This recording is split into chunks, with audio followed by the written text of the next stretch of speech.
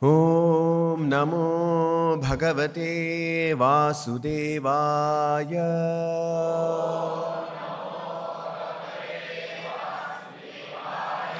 Reading from Srimad Bhagavad Gita, Canto 1, Chapter 18, text number 27. Viprakirna Jathachannam Rauravena Jinena Cha Vishushyatalurudakam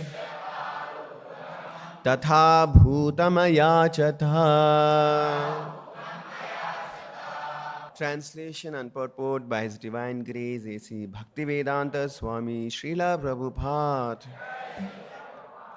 Translation: The sage in meditation was covered by the skin of a stag, and long compressed hair was scattered all over him.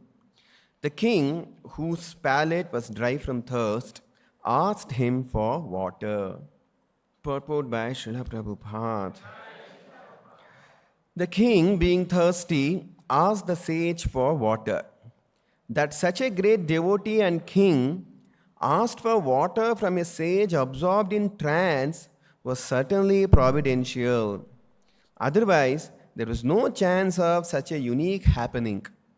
Maharaj Parikshit was thus placed in an awkward position so that gradually Srimad Bhagavatam could be revealed.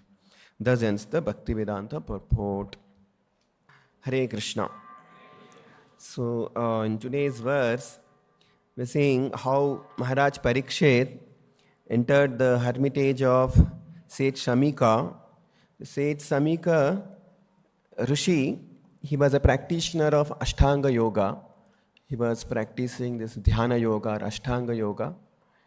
And he was in the state of trance. He was in the state of Samadhi or trance. And in that state, he was meditating, or he was absorbed in trance, in Samadhi. And the king Maharaj Parikshit entered into his hermitage. And because he was fully exhausted and he was afflicted with hunger and thirst, so he goes to that sage and he requests for water. He asks him for water. So this is the context. So how Maharaj Parikshit, though he was such a highly advanced, elevated person, is a great devotee as well, going to ask a sage who was in trance, who was sitting in meditation, he was in Samadhi, and he is going there to disturb the sage and ask him for water. So how did Maharaj act like this? That itself is a very bewildering thing. Of course, this is all a greater plan of the Lord, a greater arrangement of the Lord, so that eventually Maharaj Parikshit get cursed by the Brahmana boy, and then he would go and meet Shukadeva Goswami, and this great book of knowledge, Srimad Bhagavatam, would be revealed for the benefit of entire human society.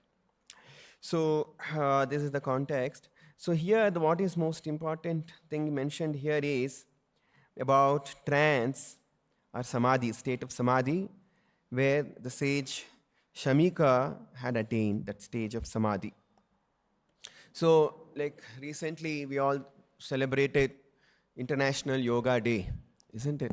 So on Friday, there was an International Yoga Day, and throughout the world, people have taken up this practice of yoga, and they are spending time in applying these principles of yoga in their lives.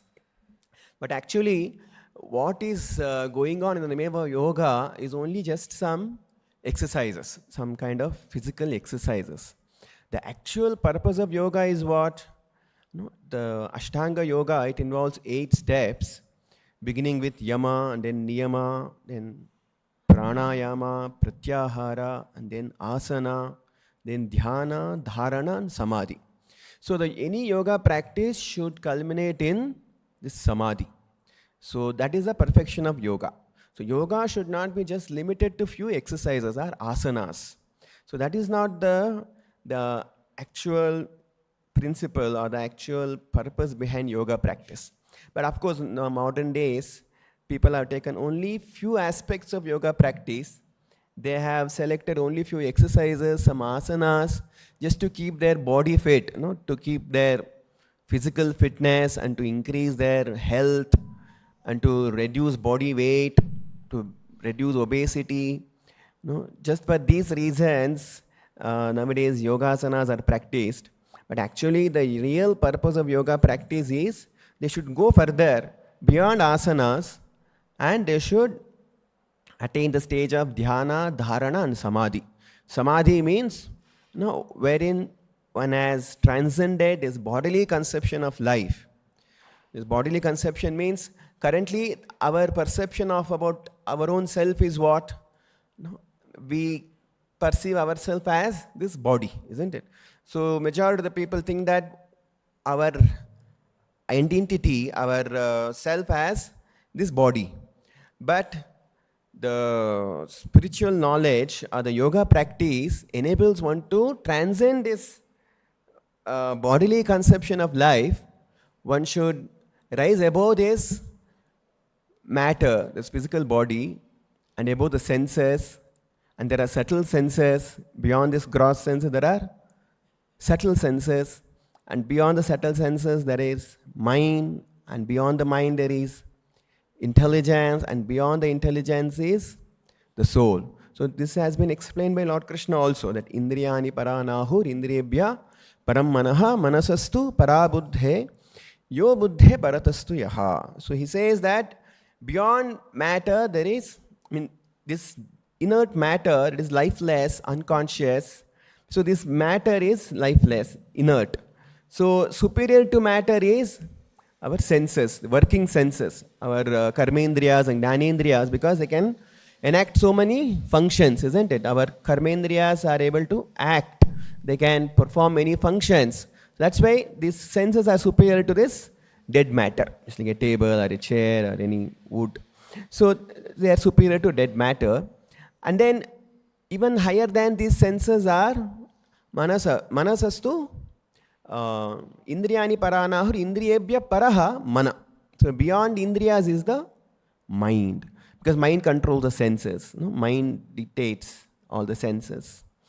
So, and then manasastu para buddhihi, beyond the mind there is intelligence, buddhi.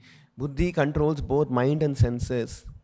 And beyond the intelligence there is yo atma paratastu yaha. Krishna says there is something known as soul, spirit soul, the active principle, the living force inside this body. That living force is what?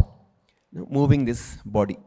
So one has to come to that stage. That is the actual purpose of yoga practice. One has to gradually rise, elevate oneself from this gross bodily consciousness, from gross body to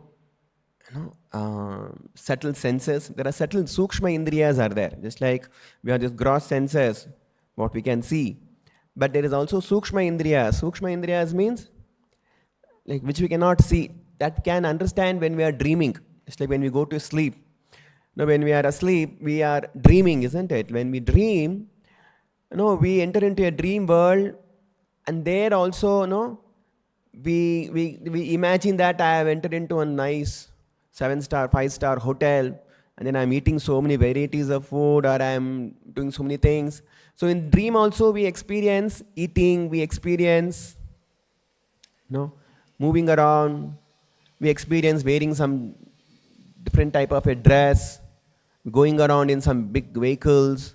We can experience all this, isn't it? So who is experiencing all that? The perception of those situations, who is experiencing the subtle senses, sukshma indriyas, isn't it? So in the dream also we are eating, we are tasting different things, we are touching different things. So that is enacted by the sukshma indriyas, subtle senses. So beyond these subtle senses is the mind. There also there is a conscious mind and subconscious mind. The mind which we are conscious of, what we are aware of our own mind, the thoughts, the feelings, the emotions of our mind. And there is also subconscious mind is there. Subconscious mind means is a repository of all the previous life's impressions are collected there. Subconscious mind. So beyond this subconscious mind, there is, there is intelligence, our buddhi. Buddhi works. So buddhi is the director. He controls all our senses, our mind, everything. And even beyond the intelligence is the Atma, the soul. So when you come to that stage wherein we have transcended all these gross body and subtle bodily conceptions of life, and we attain to the stage of Atma, the soul, that is called Samadhi. So this state of Samadhi, in many places in Bhagavad Gita, Krishna has explained what is the stage of Samadhi or trance. Like in Bhagavad Gita, in 5th chapter, in 5.21, Lord Krishna has mentioned that Bahya Sparsheshu Asaktatma Vindati Atmani Yat Sukham Sa Brahma Yoga Yuktatma Sukham Akshayam Asnute. So here in this shloka, Lord Krishna has said that such a liberated person is not attracted to material sense pleasure, but is always in trance, enjoying the pleasure within.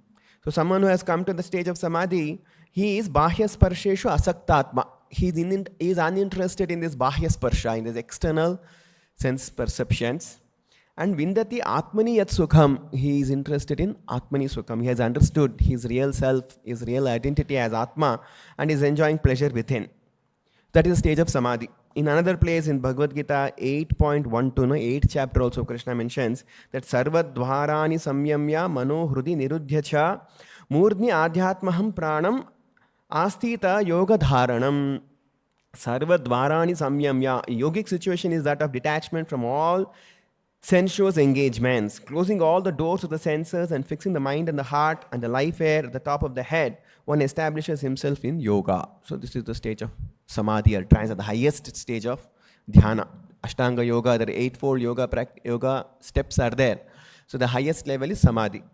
And in 6.22, Krishna again says that Yam labdhva chaparam labam manyate nadikam tataha yasmin stithona dukkhena gurunapi vichalyate sukham atyantikam yattad buddhi grahyam atindriyam. So when we attain to that stage of Samadhi, he thinks that Yam labdhva chaparam labham, like after attaining this stage of Samadhi, he thinks that manyate nadikam tataha, there is nothing more to be attained and nothing greater than this to be achieved. And in that stage, he is so blissful that yasmin stitho na dukkhena gurunapi vichalyate, gurunapi dukkhena na vichalyate. He says that when we have attained that stage of Samadhi, even there is a greatest calamity, greatest misery, he is not disturbed, he is not agitated. So that is the stage of Samadhi. So when I had to reach that stage, and Shamika Rishi had attained that stage, the Ashtanga yogi, Dhyana yogi practitioner. So he has attained that stage of Samadhi, that stage of trance, and he is in that trance, enjoying the transcendental bliss within himself. And Maharaj Parikshit going to disturb him. So this is a very bewildering situation. How does Maharaj Parikshit acted like this? Of course, this is all the greater plan of the Lord. Prabhupada has explained many times in the purport also. So, but what we need to know is that in the modern day, what is yoga schools are going on, they say, no need for any sense control, no need for any mind control. You can do whatever you wish to do. You can drink, you can smoke, you can have whatever things you want to do. Just you practice some yoga asanas and then you attain perfection in yoga. That is a very false thing. So you should not get carried away by such things. You should know what is the actual purpose of yoga. Actual yoga, the word yoga means to get connected with the Supreme, establish one's relationship with the Supreme. So Dhyana vasita tadgatena manasa pashyantiyam yoginaha. Yogi means one who is always absorbed in the thought of super soul, who is seated in the heart. A yogi has turned his vision inwards. He is able to withdraw his senses from external world and turn his attention, turn his awareness inwards, and he is completely absorbed in the remembrance or the meditation on the super soul in the heart. So that is the actual state of Samadhi or the trance. So, now coming to this understanding about what is this body and the soul, because many times when you say that there is something known as soul or Atma beyond this body, and we need to realize the soul, many people, they don't accept all these things. They say, we believe only what we see, what we perceive. We're not seeing the soul, we're not seeing what is super soul or soul. So how do we believe it? So actually, even the modern science also, they are also trying to understand, what is this living force, the active principle inside this body, from where does this consciousness arises from. Of course, this is all described like in the scriptures also. There's an Annamaya stage, and then there is Pranamaya stage, and then comes Gnanamaya, and then Vijnanamaya and Anandamaya stage. Like, the perception of oneself or understanding about the origin of life. So one level of understanding is that Annamaya stage. Annamaya stage means people think that the life is coming out of food, what we eat. Because from the food only life is originating. What we eat, that food becomes blood. The same food gets transformed into various components of the body, isn't it? There are 7 layers of the body according to Ayurveda. So the blood, bone, muscle, and then bone marrow, and all other components of the body, the semen, all are coming from the food what we eat. So from the food only again life gets generated. So that's why they say Annamaya stage. That is one level of development of consciousness. And then the next stage comes Pranamaya, regulating one's breathing, like through breath. They think that this breathing air, the life air is coming from through this breathing only. Like when we breathe, the air enters into the body, and then because of the circulation of the air, person is alive. Life is coming from the air, the breathing air. But actually, there are many conditions wherein, even there is a stage like people can suspend the breathing also, and the life continues to exist. There are many yogis who can suspend their breathing for many hours, and they're living.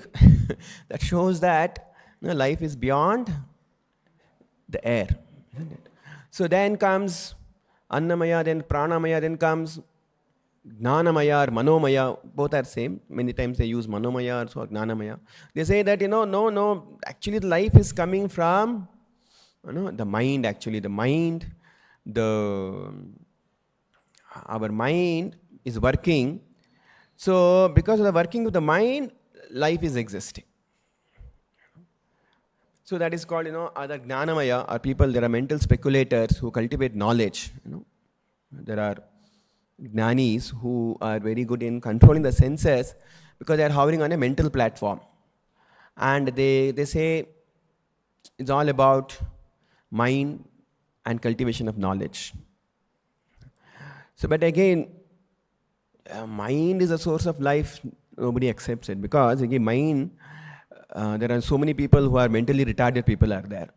Their minds are not developed. But that does not mean that, their life symptoms have ceased to exist. Life is continuing. Life is going on. They're eating, they're sleeping, they're moving around, they're experiencing many things. That means that life is beyond mind also. And then comes Vijnanamaya. Vijnanamaya is knowing oneself as Atma, realizing that one is theoretical knowledge about beyond this body there is a Atma, the soul, and then Vijnanamaya means practical understanding that I am beyond this mind also, but I am a soul, I am Atma, I am spirit soul, I am a living force inside this body. That's called Vijnanamaya. And beyond Vijnanamaya is Anandamaya, wherein a person is able to experience transcendental bliss or transcendental Ananda in relationship with the Supreme Soul or with God. That is called Anandamaya stage. So like this, there are different stages of development of consciousness, and then scientists are also trying to figure out the source of life. So they are trying to understand, what is the source of life, the source of consciousness, from where does the consciousness is coming from. And still, many things are very, very unclear in scientific community actually. Just like the concept of this gravity, or this concept of mass, or this consciousness itself. They don't know. Like people say this gravity is the source of this universe, maker of the universe is sustaining because of this gravity, they say. But still now they're not able to understand what is this gravity, how does this gravity created, how these forces, these physical forces came into existence. They have no explanation. They have proposed various theories. They have proposed various, theories, and these physicists, from many centuries, different scientists, physicists have been proposing various ideas from the time of Aristotle to Copernicus, and then Newton, then Einstein, and then now there are quantum physics. So like this, different scientists are proposing various ideas, but still nobody is very clear about the origin of this creation, origin of life, origin of consciousness. They're not very clear about it. They're breaking all the atoms also. They're trying to understand what are these atoms are. Earlier they would think atoms are the building blocks of this body, this life. And then now, after that, scientists now, they went inside the atom also. They went inside atom, and then they found out all these electrons, and then there's a nucleus, and then the nucleus is made up of protons and neutrons. And then further they said we can even break these protons and neutrons also. They go further inside. There are some subatomic particles are there, and they are made up of all those quarks. There's some new particle they discovered. The quarks are there, there are leptons are there, there are bosons are there. The Higgs boson particles, God's particle, they say, like they discovered this God particle, that bosons. So like this, and then they're saying, like it's all, actually they cannot figure out, they cannot see those particles, some energy, there are some kind of, they can feel some energies. Even electron, nobody can see the electrons. They call it as electron, but there are some energy particles. So like this, they are trying to understand, what is this universe, what is this atom, what are the building blocks of this universe, this matter, and they're trying to understand the mass, what brings mass to a substance. So, just like we weigh a body, how much you weigh. I weigh some 75 kgs, you weigh some 80 kgs, like they weigh the body. But now how this weight is coming to the body or a mass, this mass, how it is generated. Like if they open up, if they break up and see this body, there are only some atoms. And then if you go inside the atom, 90% of the atom space is made up of, the atom is made up of some space, isn't it? No, inside atom, 90% of that area is simply some space. And then you go further, what are these protons, neutrons, electrons? That is also, there is no actual object which gives mass to that matter. It is all some energy. And it is all some space. They say some dark matter, dark space. 90% of the universe is made up of dark space. So it is all some empty space or empty energy. So, and then unable to understand what is this dark space or dark energy. There are so many theories are there. There are so many hypotheses are there. Every scientist is proposing different ideas. Space, time, many things they talk about. So, but nobody has clearly understood what is this all about. What is gravity? Because gravity is something which is holding all the planets in space, isn't it? Otherwise everything will collapse. So gravity is one which is keeping the whole universe intact. But how this gravity came into existence, or how these objects assume mass, nobody knows about it. Or even this concept of consciousness also, this consciousness, like we say about, what's the difference between a living person and a dead person? Because of the consciousness, isn't it? A living person has got consciousness, and a dead person, there is no consciousness. Now, from where does this consciousness originate from? That's the question now. So still, many of the scientists are unable to understand the source of consciousness. They say, the brain is the source of consciousness. Some people say the heart is the source of consciousness. And even to define death also, sometimes they say, when do we declare someone as dead?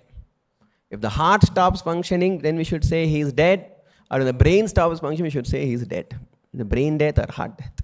There is a confusion. Of course, nowadays people, for the sake of organ transplantation, they say if a person is brain death means, okay, we can take away all his organs and because he's dead, his brain is not working. Though other parts of the body are working, but his brain is not functioning. Brain is dead. So what we can do, we can take away all his organs for organ transplantation. So nowadays, that is the criteria, that if a person brain dead, that means he's dead, and then we can take out all his organs. Or if the heart is dead, because when the circulation stops, all the body parts starts decaying. So again, this consciousness, just like our human brain is such a complex structure. How many neurons are in our human brain? Anybody has any count? Just like, can we count the number of stars in a galaxy? Our Milky Way galaxy, isn't it? Which is our galaxy? Milky Way, okay. So can we count the number of stars in Milky Way? How many stars in Milky Way? Enormous, nobody can count actually. Some rough estimation they can give. It's all some hypothetical, answer they can, okay, approximately some 100 billion stars may be there. Nobody has gone and counted precisely, okay, this many number of stars are there. Similarly, our brain also, it is such a complex structure, it is made up of more than 100 billion neurons, they say. So, of course, nobody can precisely calculate, approximately around 100 billion neurons are there. And then there are so complex mechanisms working there. And they say this thalamus, there are different bodily parts. They have identified each part of the brain is connected to different bodily organs. Okay, if this part of the brain is affected, then this organ won't function. So all these, like the outer cortex is there. This cortex controls all the motor activities of the body, all the physical movements of the body. And then all the sensations from the various parts of the body reaches the brain. There's a place called thalamus. And from there, it's a relay station. From thalamus, all the signals are transmitted to different parts of the brain. So say this thalamus is a source of consciousness. But again, there are no definite answers. There are no definite explanation about the source of consciousness. Because again, there are different levels of consciousness. A person may be inactive, but he's awake. A person may be awake, but he's not able to experience the external environment. A person may be able to experience, but he's unable to react. There are various levels of consciousness are there. So which part of the brain is actually responsible for the development of consciousness? Scientists are not very clear about it. Or is the heart is a source of consciousness? In fact, the origin of the first heart sound, how heart starts functioning. Like how many times a heart beats in a minute? How many times? Yeah, 70 to 80 times, isn't it? And on average, 70 to 80 times it beats. That means, and in a day, how many times it will beat? Around a lakh time, 1 lakh times. And then in a year, 3 lakh, 36 lakhs, 50,000 times. And then in an average lifespan of a 70-year person, if man lives for 70 years, if you take, our heart beats for how many times? Some 250 crore, 2.5 billion times a heart beats. Okay? Unless the heart pumps, blood does not circulate in the body. And then if blood does not circulate, naturally, like all the organs of the body will die. Because blood carries the energy and oxygen for all the cells in the body. So if heart does not pump, then no life, isn't it? So heart is so important, whether we are awake, whether we are conscious or not conscious.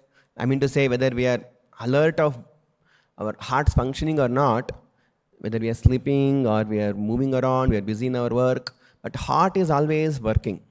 Heart is always functioning. So non-stop it works.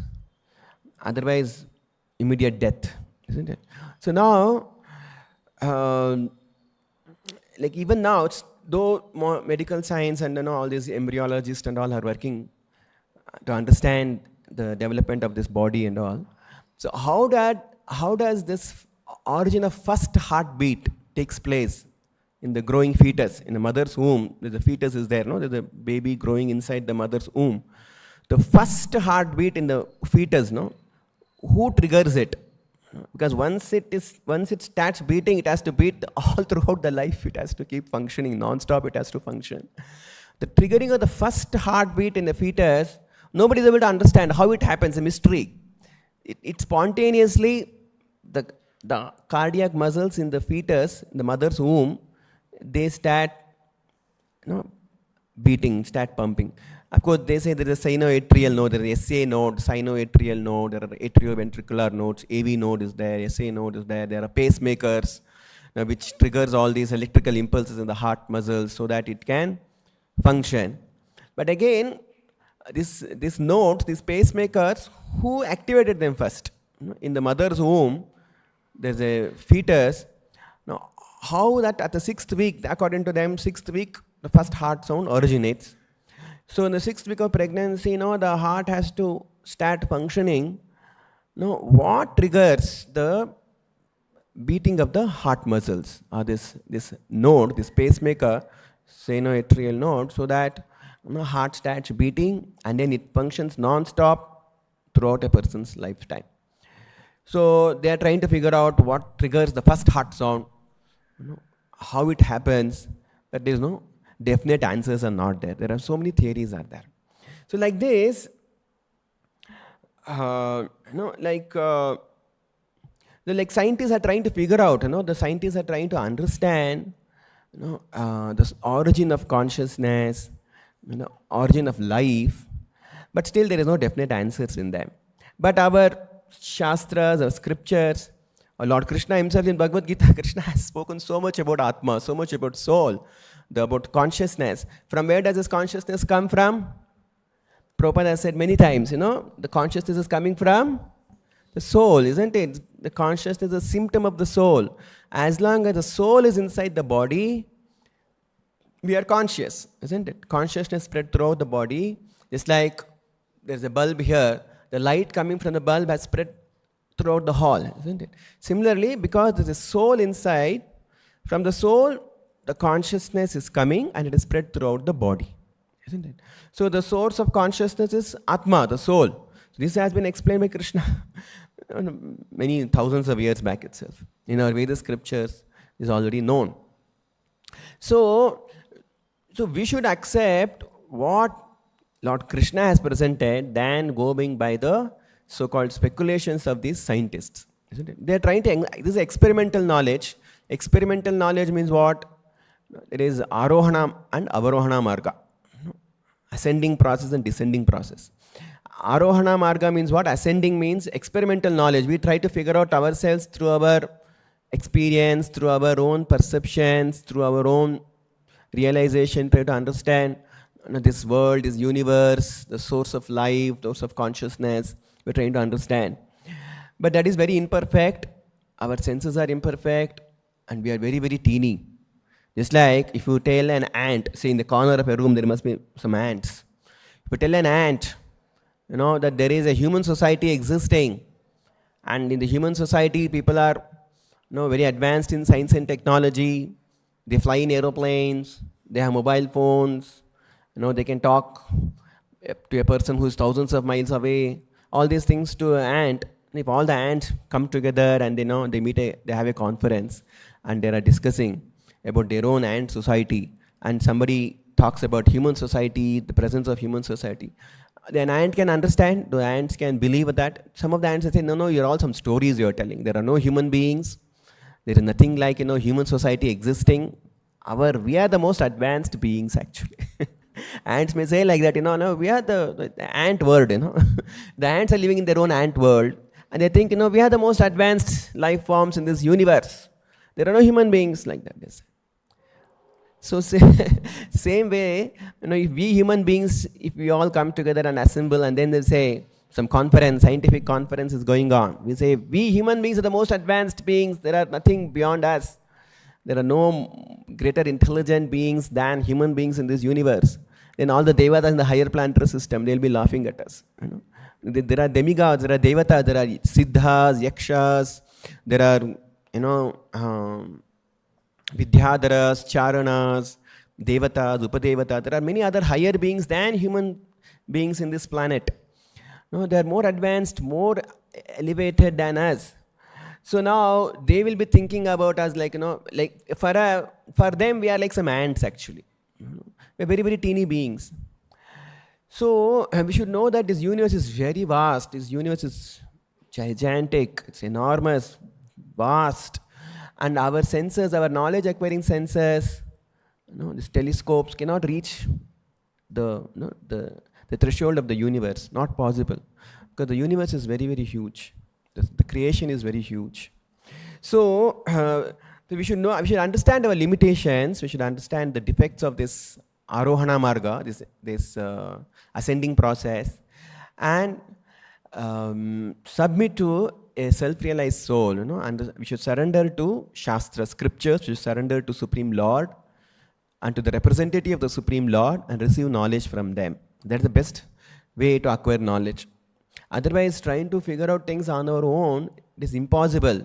Like in Brahma Samhita also it is said that, Pantastu koti satavatsara sampragamyo vayo rathapi manaso munipungavanam sopyastyat prabhadasimni avichintya tattve govindam adipurusham tamaham bhajami. So Brahma Samhita says, Pantastu koti satavatsara sampragamyo vayo rathapi manaso.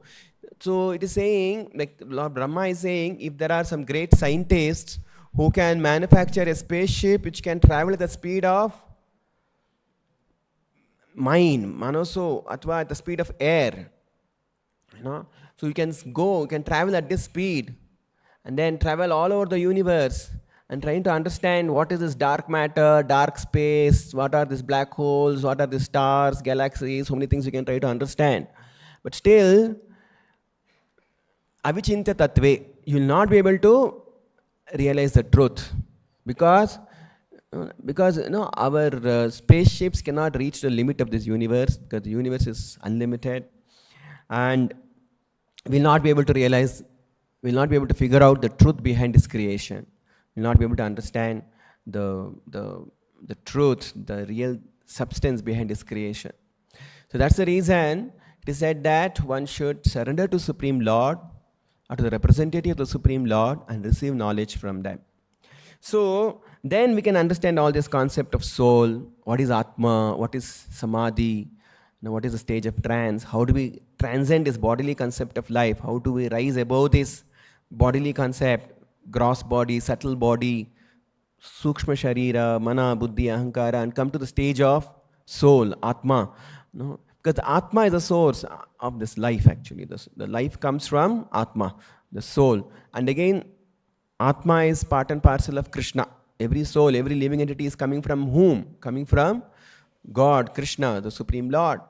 So, in order to reach that Anandamaya stage, one should take shelter of a bona fide spiritual master, and then gradually, step by step, one can reach to the stage of trance or samadhi.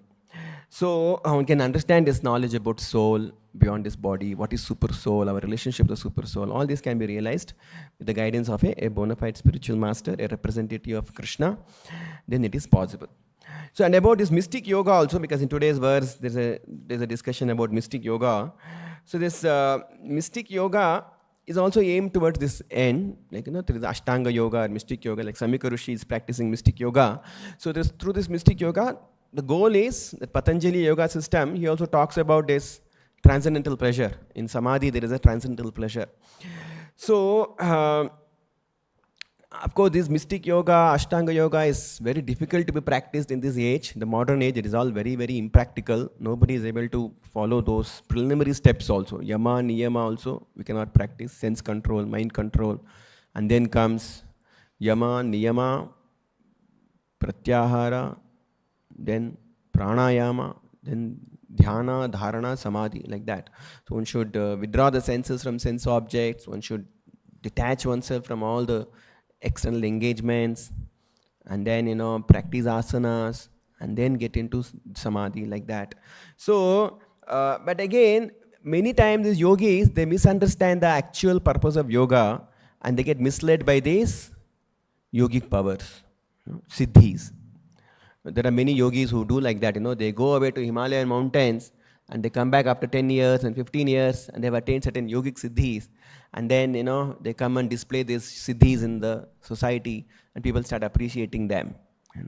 So once it so happened, Prabhupada used to tell a story like this. Once it so happened, there was a boy who suddenly disappeared from that village, and people were all very much morose that, what happened to this boy? Suddenly he disappeared. And then after 10 years, he appears, he comes back to that village. And then everybody was assembling there to see this boy. Arey, suddenly, he has come back after 10 years. What did he do for these 10 long years? Where was he? What was he doing? And this boy says, no, for these 10 years I was in Himalayan mountain. And then I have acquired a lot of siddhis. I practiced Ashtanga yoga and acquired so many siddhis. I can walk on water, he says. All were very bewildered. Oh my God, can you walk on water? Is it possible? Can you please show this? And then, this boy, he goes, there was a river in that village flowing. So he starts walking on the river. And all were completely surprised. How is this possible? This boy has attained such yogic powers. And then there was an old lady sitting there. And then she says, oh my dear boy, come here, I need to say something. What is that? See, you are 10 years of tapasya.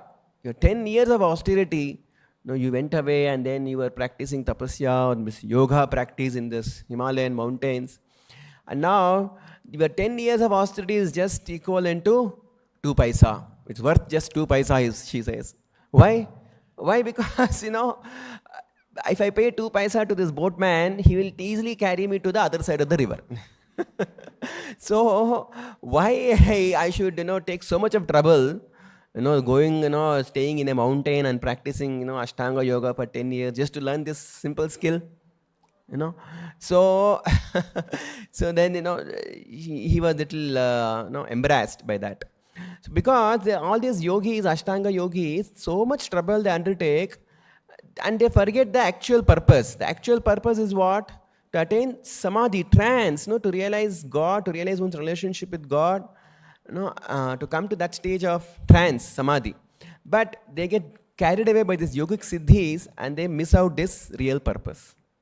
And these yogic siddhis are very, very insignificant, because nowadays a lot of these discoveries are there. Just like, people would get carried away by those yogis who can manufacture some ashes, some pinch of gold, For that also Prabhupada used to say, like if a person, has learned how to bark like a dog, like there's a circus going on, and in the circus a person knows how to bark like a dog, then people will line up to see that. They'll buy a ticket, box office is full, because tickets are over, So people stand in line and they go to these theaters and, in the circus and they watch a person barking like a dog. But then there are so many dogs barking naturally in the street, Nobody pays attention to those dogs. There are so many dogs are barking, you pay attention to that dogs also. No. Here is a person who has learned to imitate a dog, so they go buy a ticket and go to see him. So, see, Krishna has created gold mine itself. Krishna has created mountains of gold. Nobody pays attention to this. God's creation, and some yogi is able to manufacture some pinch of ash or some gold coin, some gold particle by this yogic powers, and they glorify that man and they say, oh, it's an incarnation of God, is God. That is not the real credit, that is not a big credit for that person. So we should give credit to God, credit for Supreme Lord who has brought about this cosmic manifestation. Like Prabhupada used to say, why we should give credit to these scientists? See, these scientists, they have manufactured aeroplanes, all these flying bodies. But again, so many planets are flying in the space. And then there are so many birds, there are so many insects. You see, these insects, they can take off any time and land at any time, in any place. Can anybody manufacture such kind of a machine?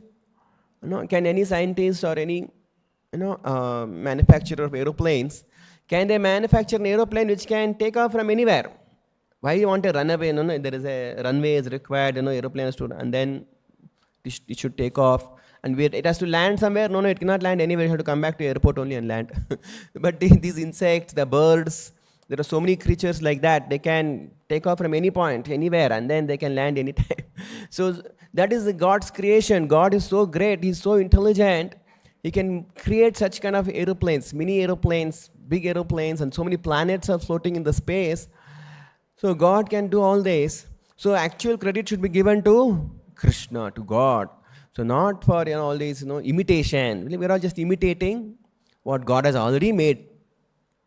So in fact, there's a very nice pastime of Prabhupada. This is in 1975 in Chicago. So there was a traveling Sankirtan party. So there are traveling Sankirtan party means, like they go from one place to another place, distribute books, have Harinam Sankirtan, like that. So they were installing Gaur-Nitai deities in those vehicles. Okay, so Prabhupada was called to inaugurate this program. So Srila Prabhupada arrives there, and then there was an installation of Gaur-Nitai deities in those vehicles, and they were launching this program. So Prabhupada was very happy with that program. In fact, on the same day, Srila Prabhupada had given a talk about Vishwamitra Muni during the morning class. So Prabhupada spoke about Vishwamitra Muni. He performed tapasya for 60,000 years. And then, in spite of doing tapasya for 60,000 years, he was allured by whom? Menaka. So Menaka comes, and then just by hearing the tinkling sound of Menaka's ankle bells, he was distracted from his yoga practice. And then, what happened? Shakuntala was born. So, 60,000 years of tapasya is wasted. So anyway, and then after that, Prabhupada, after this morning class, he comes for the inauguration of this traveling Sankirtan party. And then, when after he installed Gaur-Nitai in those vehicles, and then when he say, after that he gives a comment that, see, if you do Sankirtana for few days, that is equivalent to 60,000 years of Vishwamitra's yoga practice. Our few days of Sankirtana is equivalent to 60,000 years of Vishwamitra's yoga practice. Just see how powerful this Sankirtana is. The Sankirtana program, what Srila Prabhupada has given to all of us, and Lord Chaitanya's Sankirtana movement, it is such a powerful process that if you practice Sankirtana for few days, the merit derived by performing Sankirtana for few days is equivalent to merit of performing yoga practice, this Ashtanga yoga practice for 60,000 years. So powerful this Sankirtana process is. Cheto darpanam archanam bhavamahada vagni nirvapanam shreya kairava chandrika vitaranam vidyavadu jivanam anandhambudi vardhanam pratipadam purnamrita svadanam param vijayate Shri Krishna Sankirtanam. He says Shri Krishna Sankirtana is such a powerful process that all purification, all yogic perfection, everything is achieved just by performing Sankirtana. So such a powerful process Srila Prabhupada has given to all of us. He spread Sankirtana all over the world. So we all should be greatly indebted to Srila Prabhupada. So those who are performing Sankirtana, they are greater than yogis. They are greater than all these Ashtanga yogis, Dhyana yogis. You are higher, you are superior to all of them.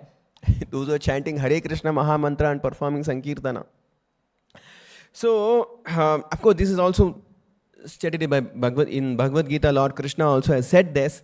Where does he say this? In Dhyana Yoga, 6th chapter. The end of 6th chapter, what does Krishna say? 6.47. He says, Yoginam api sarvesham madgater antaratmana shraddhavan bhajate yomam same yuktatamo mataha. He says, among all the yogis, one who is always absorbed in me, one who is always constantly thinking of me, and bhajate yomam. He says, bhajante. Bhajate means what? One who engage in devotional service of him, one who is constantly engaged in devotional service with love and with faith, with affection, engaged in service of the Supreme Lord. He is the highest yogi, he says. Yogi nam api sarvesham. Among all sarva yogis, madgater antaratmana shraddhavan. Shraddha means with great faith. And bhajate. Bhajante means with love, with affection, with faith. He engages in the devotional service of Krishna. Then same yuktatamo mataha. He is the highest. He is a real advanced yogi, he says. So those who are engaged in Sankirtana, those who are chanting Hare Krishna Maha Mantra, they are the highest yogis, the topmost yogis. So, so now coming to this, why Parikshit Maharaj acted like this? Why did Parikshit Maharaj behaved in this way so that he could be cursed? Because, the son of Shamika Rishi, he curses Parikshit Maharaj that, he would meet death in 7 days. So why did Parikshit Maharaj behave like this? He's not an ordinary person. He's a king of the whole planet. He's a great devotee, a pure devotee. any highly advanced person. So how did he acted like this? So actually, this is all the arrangement of the Lord. Prabhupada has explained many places. In this chapter, in the future shlokas also, Prabhupada explains it. So this is all the greater plan of the Lord, arrangement of the Lord. Sometimes pure devotees are put into a very perplexing situation so that a greater mission is accomplished. So that a higher purpose is accomplished. So the Lord uses his pure devotees for his mission, for his purpose. So he wanted Maharaj Parikshit to be instrumental in bringing about Srimad Bhagavatam. So that's the reason Maharaj Parikshit was put into this kind of an awkward situation, so that he's afflicted with this hunger and thirst, and then when the king comes, it's the duty of the citizen, the duty of the praja to receive him, and to welcome him, and to offer him some water, give him a place to sit, a seat to sit, and talk to him in some sweet words. This is some basic etiquette, the normal, simple hospitality one can offer for any guest who comes to their house. So Maharaj Parikshit expected that, this Rishi, when he has come, the king has come, the Rishi should receive him and offer some water at least. But the Rishi was simply sitting in meditation, in Samadhi, in trance. So Maharaj Parikshit was very upset. So and then what did he do? He picked up one dead snake and garlanded him. So why did Maharaj Parikshit behave like this? Why he was so much affected by his bodily demands? A pure devotee should be in trance, isn't it? He should be in a Atmani Sutaha. He should be in spirit soul platform. He has transcended all the bodily demands. How can he come under the bodily demands? Parikshit Maharaj is affected by the thirst and hunger. It's all bodily demands. So how Maharaj Parikshit acted like this? Again, this is all the divine plan of the Lord. It's not that he is in bodily concept of life. It is a higher plan of the Lord. Just like we see in the case of Pandavas also. Like Pandavas, Arjuna, Bhima, and all the Pandavas, they were also frustrated, isn't it? Kauravas frustrated them so much. And then they were put into so many difficulties. Then why did Pandavas, has to go through all these situations? Why they are put into such kind of awkward condition? Again, that is also because of the higher plan of the Lord. Because Krishna wanted this battle of Kurukshetra to take place, and then all these unruly kings should assemble there, and they should get killed, and a pious, righteous king should be established as the ruler of the planet. And then in between that, there should be a revelation of Bhagavad Gita also. Arjuna should be in a state of bewilderment, and then Lord Krishna has to advise him and speak Bhagavad Gita, so that this message of Bhagavad Gita can benefit the entire human society. So like that, these Pandavas or Maharaj Parikshit, or we see in the life of other great devotees also. Sometimes Krishna also says that yasyaham anugrahnati harishe tad dhanam shanaihi. Says yasyaham anugrahnati harishe tad dhanam shanaihi. Sometimes in order to benefit my devotee, I put my devotee in a very bewildering situation, very, very embarrassing situation, so that a devotee becomes completely dependent on the Supreme Lord. This we see in the case of Srila Prabhupada also. Srila Prabhupada, he was a very successful pharma businessman. And actually Srila Prabhupada, he was a chemist, isn't it? So Srila Prabhupada used to run many factories producing medicines. Like in Lucknow, he had a huge factory, medicine producing factory. So that was very successfully running. His medicines were distributed all over India, and he was a very successful, most well-known medicine manufacturing company, and well-known name in the business world. So Srila Prabhupada was doing very well. But then he would get dreams once in a while that his guru, Bhaktivedanta Saraswati Maharaj, would come in his dreams and invite him to take sannyas and preach Krishna consciousness all over the world. But sometimes Prabhupada would get shocked hearing experiencing such kind of dreams. So he would say, how can I take sannyas? I'm having so many responsibilities. I have my own business to take care. I have my family, children. I cannot do this. But then, he would become busy in his own business activities, and then whatever profit he would earn, he would use that for printing books or helping Gaudiya Math in expansion of their preaching activities, like that. So Prabhupada's understanding, he himself says that he would earn a lot of money, and then with that money he would utilize it for preaching purpose. So that was Prabhupada's thinking.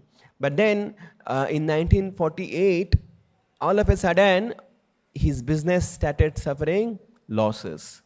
Now all the, like he experiences a lot of setbacks in business, and then it was so bad that he has to shut down the factory itself. In 1948, he has to shut down his Lucknow factory, and then Prabhupada moves to Prayag, Allahabad. There, earlier he was running that Prayag pharmacy, and then after some time, even that pharmacy he closes down. In 1950, Prabhupada decides to take retirement. He completely retires in 1950, and in 1959 he takes sannyas in Mathura, in Vrindavan, and then he tries to execute the order of his spiritual master. Of course, Prabhupada was successful in that. So like that, we see in the life of pure devotees also that sometimes they're put into a state of embarrassing situations, just like Maharaj Parikshit here. So it is all the greater plan of the Lord. It's all the greater plan and higher arrangement of the Lord, so that the devotee can accomplish some higher cause, accomplish the mission of the Lord. The Lord engages his devotees in his service. So Lord knows how to and how and where and which way to engage the devotees in his mission. So like that, we see Maharaj Parikshit also, he is in that situation now, so that Srimad Bhagavatam can be brought about to the benefit of the human society. Okay, so that's why we should not misunderstand the activities of these great devotees. We should not think that how can they come under bodily conception or so many other things. We should not think like that. We should always know that these pure devotees, they're all highly advanced personalities, and they are acting under the direct supervision of the Lord. Okay, so these are the few things connected to this shloka. And also Srila Prabhupada's activities, if you see, like though Srila Prabhupada was always engaged in preaching activities, we could see like he was completely outside this bodily conception. He was always acting on this spiritual platform. And he practically demonstrated also in the final days of his pastimes, like for those last 6 months of his physical presence on this planet, he was sustaining only on some Charanamrit, 3 drops of Charanamrit. And his body had become so emaciated, so weak, practically it was just some bones, skeleton. There's no muscle, no fat, nothing.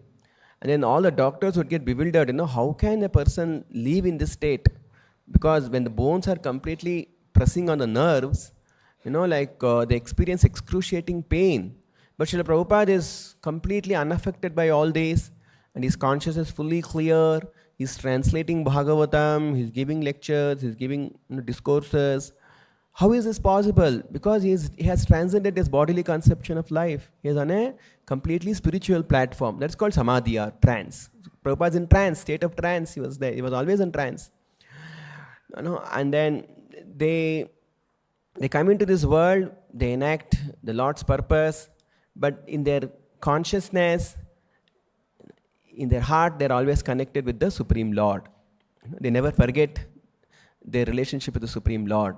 Their consciousness is always absorbed in Krishna. So there are many such pastimes of Srila Prabhupada where he demonstrated that, he is completely beyond his bodily concept of life. So we all should try to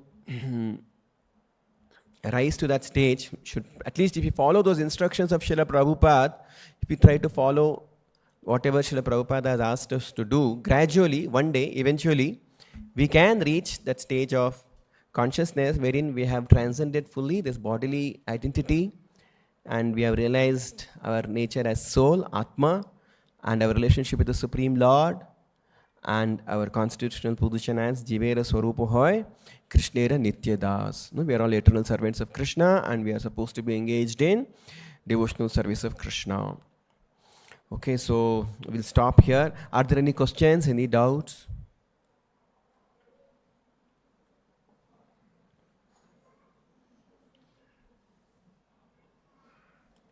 Okay, so we'll stop now. Srila Prabhupada ki, Grantaraj Srimad Bhagavatam ki, Samaveta Gaura Bhakta Vrinda ki, Ita Gaur Premanande Hari Hari Bo.